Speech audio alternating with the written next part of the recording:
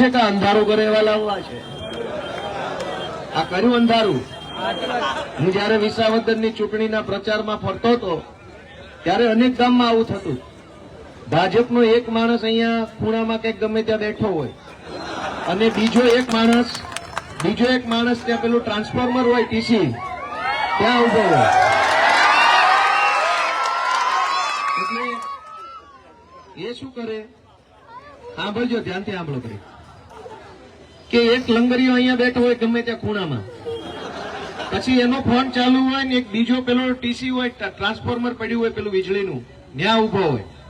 અહીં પેલો જોતો હોય શું પ્રોગ્રામ ચાલે, સ્વાગત છે ત્યાં સુધી હાલવા દે. ગોપાલભાઈ હાથમાં માઇક આવે એટલે કે હવે કાપી નાખો. આવા લંગરિયા વેરા કરો છો તો કઈક હારા ધંધા કરો કે નહીં? ભગવાને તમને સત્તા આપી હોય, ભગવાને તમને શક્તિ આપી હોય, ભગવાને તમને કઈક સારા કામ કરવાની તક આપી હોય તો ગામની લાઇટ કાપવાના ધંધા ન કરાય, ન હોય એને કઈક કનેક્શન અપાવવાનું કામ કરાય. કોઈના ઘરે લાઇટ ના હોય, કોઈના ખેતરે લાઇટ ના હોય તો આપણે એને અપાવવાનું કામ કરાય. આખા ગામની લાઇટ કાપવાનો ધંધો વ્યાજબી નથી. પણ દોસ્તો, હું તમને એક વિનંતી કરવા માટે આવ્યો છું કે આપણે બધાએ ભાજપ અને કોંગ્રેસની પાછળ આપણી જિંદગીના ઘણા બધા વર્ષો ખર્ચી નાખ્યા છે. કોઈએ ઘડીક આને મત આપ્યો, ઘડીક આને મત આપ્યો, ઘડીક આને મત આપ્યો. એ બંનેને મત આપીને આપણે જોઈ લીધું કે આ લોકો શું કરવાના છે. હું તમારી પાસે એવી આશા લઈને આવ્યો છું આખા સાણંદ પંથક પાસે કે એક વખત અમને વોટ આપી અને અમારા ધારાસભ્ય બનાવીને જોઈ લો તો કેવી મજા આવે છે.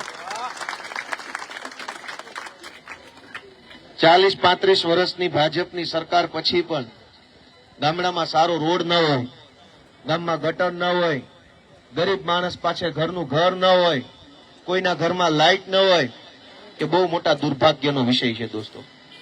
દેશ આઝાદ થયો અને 75 વર્ષ થઈ ગયા. હમણાં ઉજવણી થઈ 15મી ઓગસ્ટે. આખા દેશમાં વાસ્તે ગાસ્તે ઉજવણી કરી કે દેશ આઝાદ થઈ ગયો, પણ અંગ્રેજોથી, આ ગુંડાઓથી તો હજુ બાકી રહી ગયો છે. ભાજપના ગુંડાઓથી દેશ અને આખું ભારત, આખું ગુજરાત આઝાદ કરાવવાનું બાકી છે.